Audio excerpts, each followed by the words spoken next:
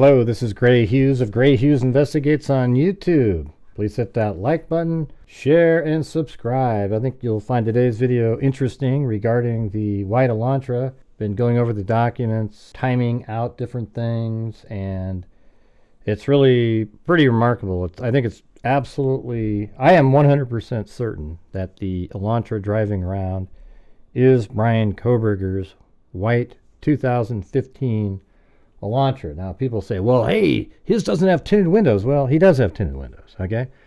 And what we'll do is we'll start off just by showing a quick video that I made of various sightings of the Elantra with Kohberger in it. The Elantra where we see a side shot where it drives back behind 500 Queen Road. And I think, two different ones with officers. So let's take a look at that right now. And here is a close-up of the 1330 Linda Lane footage. And you can see the vehicle back here. See the window shape? Drives back there. So what I did with that was I took that same image and put it into Photoshop and did an overlay with a white Elantra. And as you can see, look how absolutely similar those shapes are. See that? The window shape? Just like that. I'm going to just blink it on and off. So you can see that it's very consistent. That's the white Elantra suspect vehicle number 1 that is driving around. And if you're wondering, how that could possibly be the white Elantra, if you're one of the pro-burgers out there, we also have, this shot right here where it's the same suspect vehicle earlier. Now you can even see the ridge on the side. It's got the fin back here for the antenna. This has motion blur in it, so some of the distance back here and over here isn't accurate. It's stretched it out. When you're filming at night and the shutter speed is slow, you get the sort of elongated look and blurriness. See how it's blurry in here? And that means the shutter speed, let's say the shutter speed was a half second. Well, however far the car would travel in a half second is how much blur would be in there. But it's probably not a half second. I'm sure it's much quicker than that. And that's why it's a smaller motion blur. But part of this area here is motion blur. And you can tell by, look at the fin up there, the antenna. Notice how it's much more elongated, where it's really just kind of a little sort of fin that sticks up there. It's nowhere near as big as what that looks like. And that's because it's got motion blur. Now the angle of this shot is from up above. You can see the roof here, and guess what, everybody? There's no sunroof like everybody said.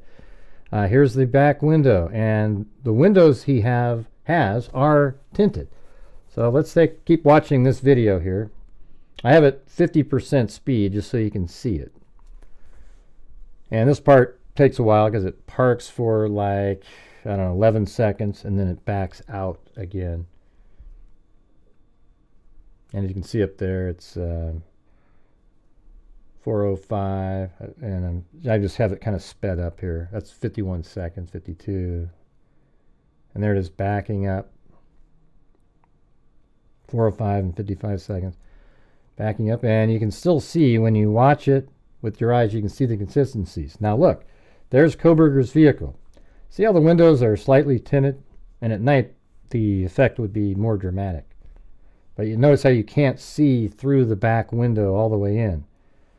And it's interesting just to see that this vehicle looks exactly like the vehicle that we just saw behind 500 Queen Road. And that's the vehicle that was doing its looping. And in a moment here, it'll pull this vehicle over. Get behind it, and then we switch to a different shot after that.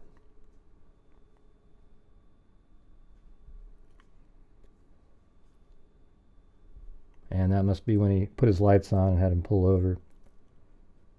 Now notice right here, you can't even see those lower lights that are distinct to the 2015 white Elantra. They're not even really on right there. So maybe those are fog lights or some other type of light. I don't know, but they're not brake lights. See, you can see that little slit right there.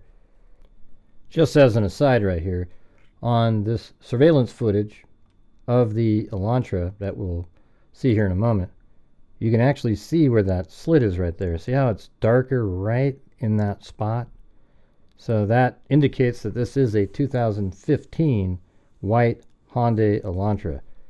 Now you can see that spot there, and then in another shot, I think even this one, it's hard to, you can't make it out as well, but see right there, that darkness? That's exactly what that slot is right there.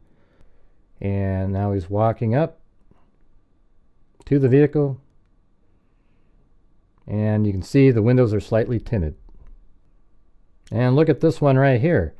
Look how absolutely tinted those windows are. And it's the same vehicle that he was driving with his dad. And there you have it.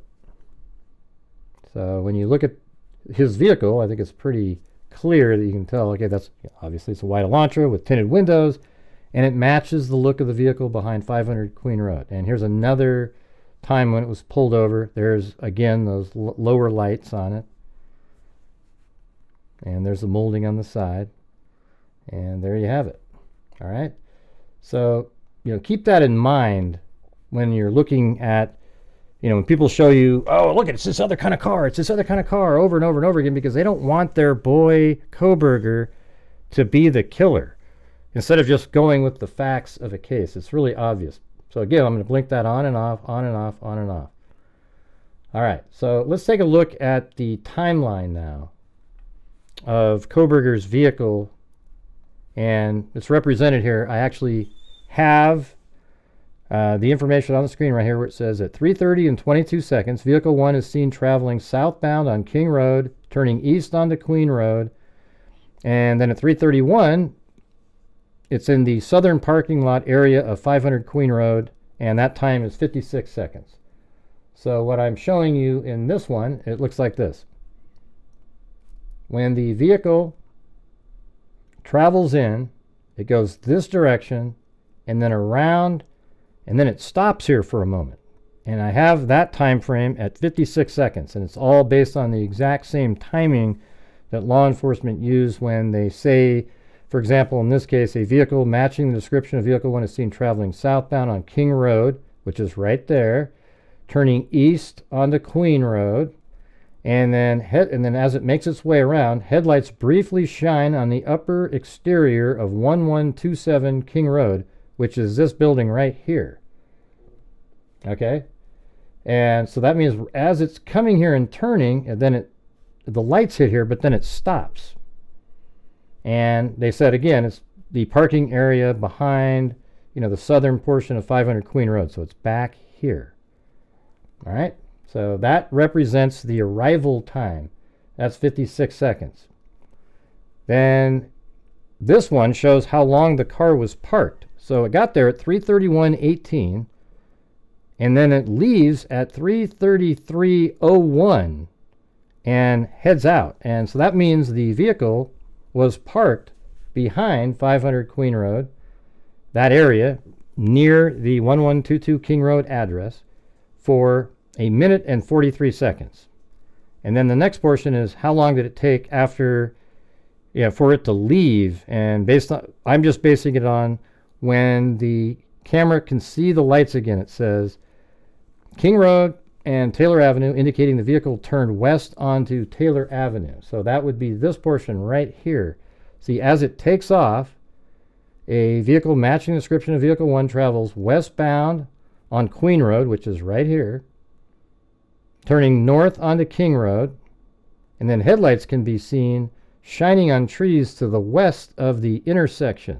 So like right over here, you can see headlights on the camera, and that is going to be in this video right here. So I was given permission to show this one. It's at 10:16 in the evening, so it has nothing to do with the homicides later. It's just an example of a vehicle driving. Later on, a pickup truck parks here that you can see in the 4 o'clock hour. In fact, you can see that in this image right here. So there's a pickup truck, there's that car that's still in the street, and this is the image that was in the documents of a vehicle leaving. This is actually the suspect vehicle 1. That's the white Elantra driving, and it takes a right-hand turn.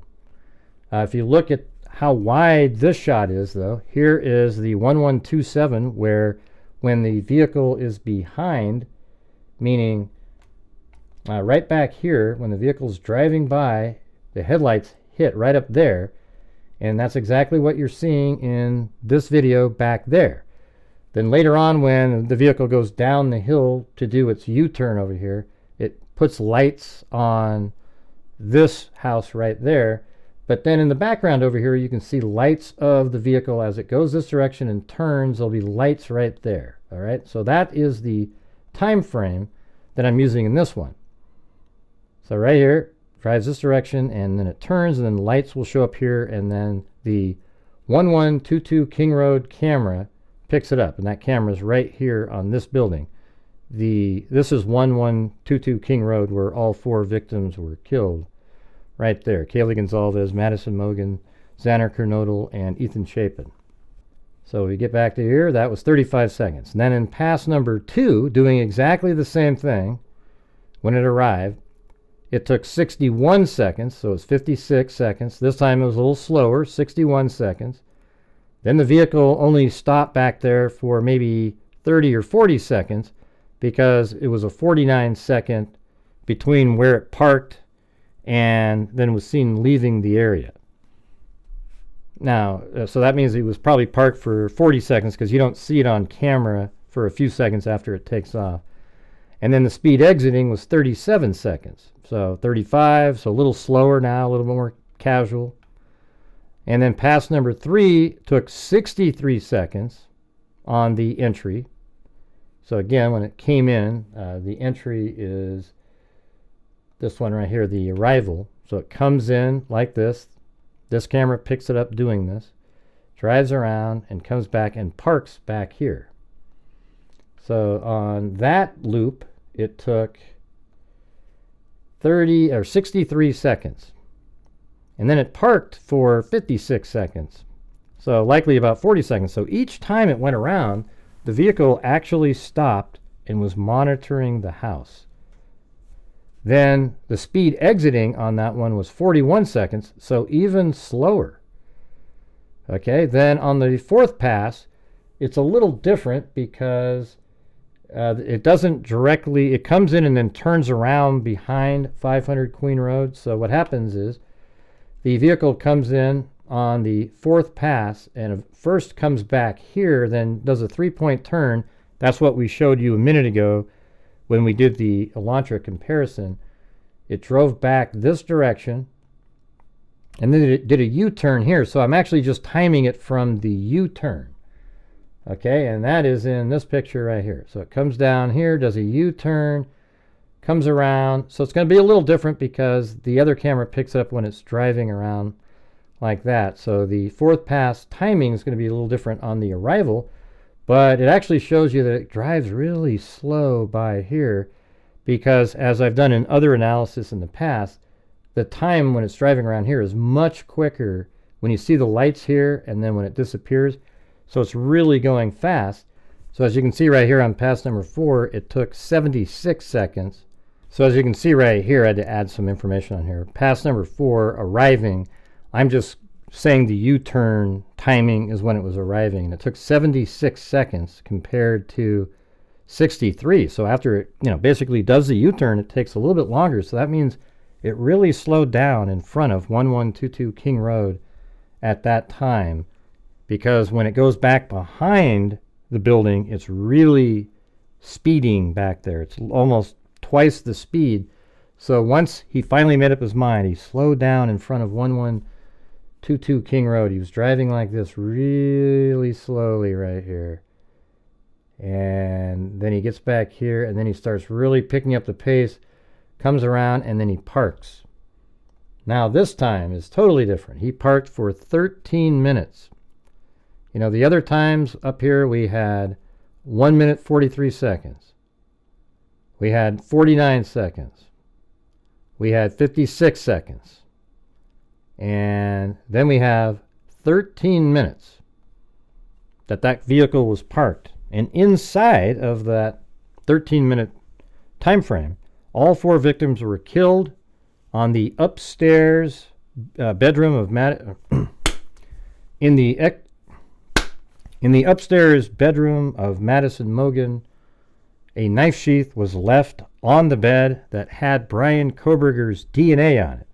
Bryan Kohberger drives the vehicle that we were just showing you at the beginning of this video, a white 2015 Elantra. And it's a Hyundai Elantra. So when it exits, that's where it gets really crazy. Look how fast he's going. At 4:20 and 47 seconds, King Road and Taylor Avenue indicate the vehicle turned west onto Taylor Avenue, just like the other times it exits. But then when the headlights are seen southbound on Walenta Drive behind 1119 King Road Drive, it was only 18 seconds later. So look at that. The speed there, he did that in 18 seconds, where, look at 41 on that one, 37 on that trip, and 35 on that one. So he's almost going double the speed as he's exiting the 1122 King Road address area. It's absolutely crazy. I mean, he is getting the hell out of there. So if you were having a hard time seeing that, this is the breakdown in really short form. On arriving on loop 1, 2, 3, 4, it was 56 seconds, then 61 seconds, then 63, then 76. 76 is when he did the U-turn. And then when he parked the vehicle, there was 103 seconds, 49 seconds, 56 seconds, and then 13 minutes. That's when the homicides took place. However, the 103, 49, 56 indicate that the car did stop or drive very, very slowly back behind 1122 King Road. And then when it would exit the area naturally, it would take 35 seconds, 37 seconds, 41 seconds. But when he was leaving after the homicides in the white Elantra 2015, it only took Kohberger 18 seconds. So he is almost double the speed as he's leaving the area heading onto Walenta Drive. Now here's an interesting place to look at that. So right there, that is the 1127 address. And again, that's right over here, 1127. And then 1119 is just right in front of the 1112 King Road house that had the camera on it.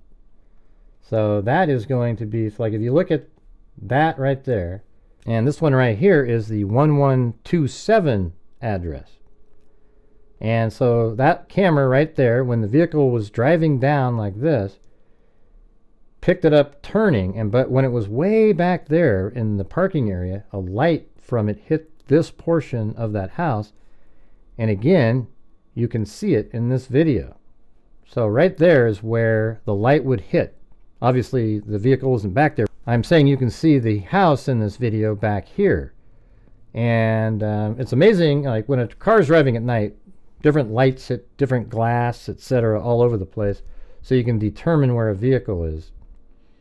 So this is what it would look like. This isn't the Elantra. This is at 1016.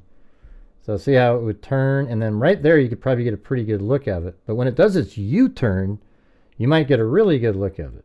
All right, let's just play it one more time. And there it goes, turns. And another way to look at it is to, like right there, see how there was light on a vehicle right there?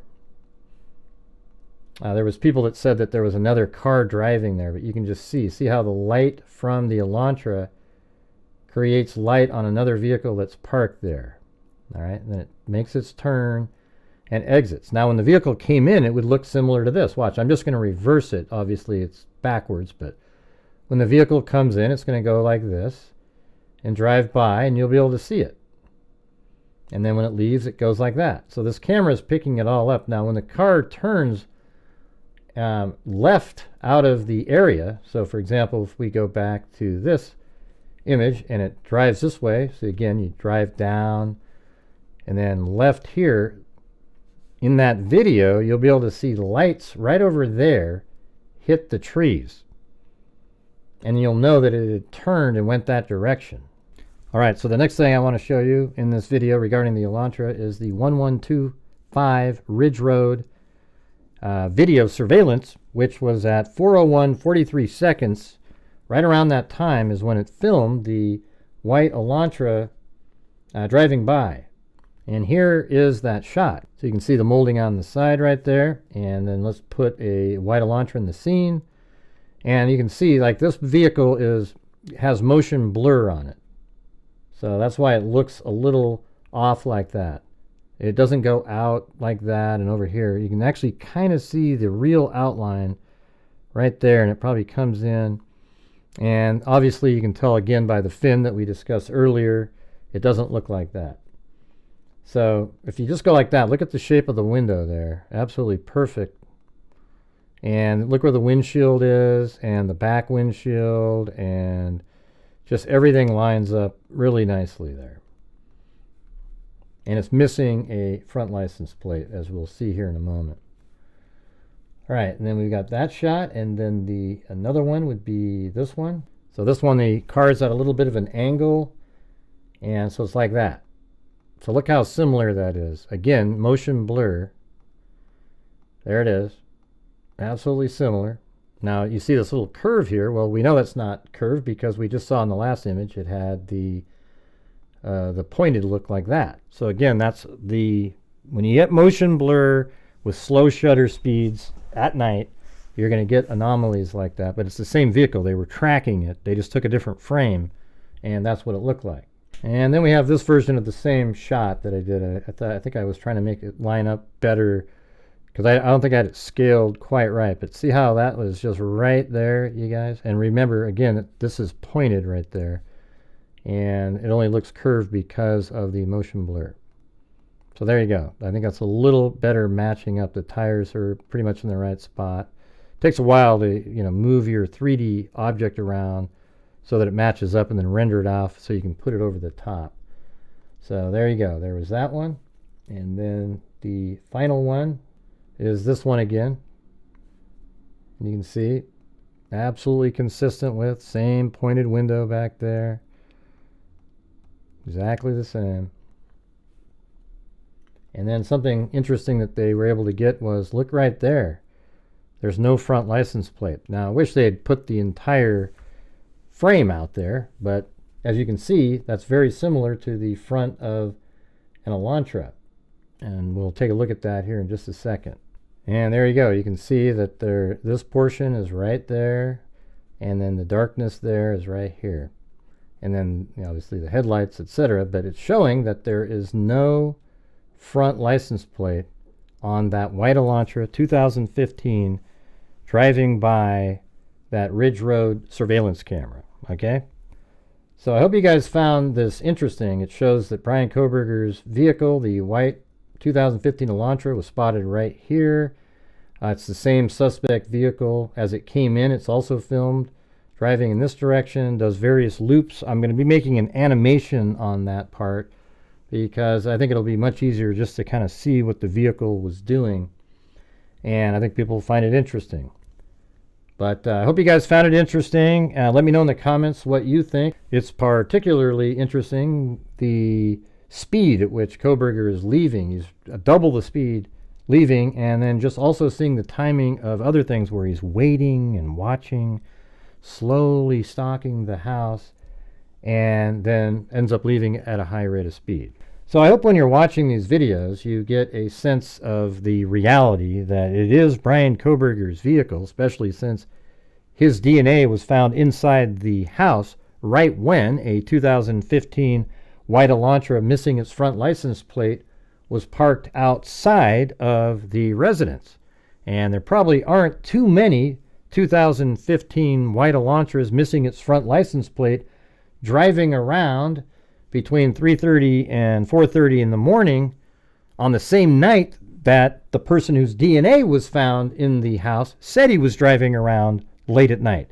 It'd be weird if there was another person doing exactly the same thing.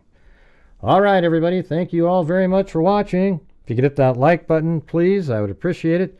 Share the video, that would really help. And as I always say, until next time, be safe out there.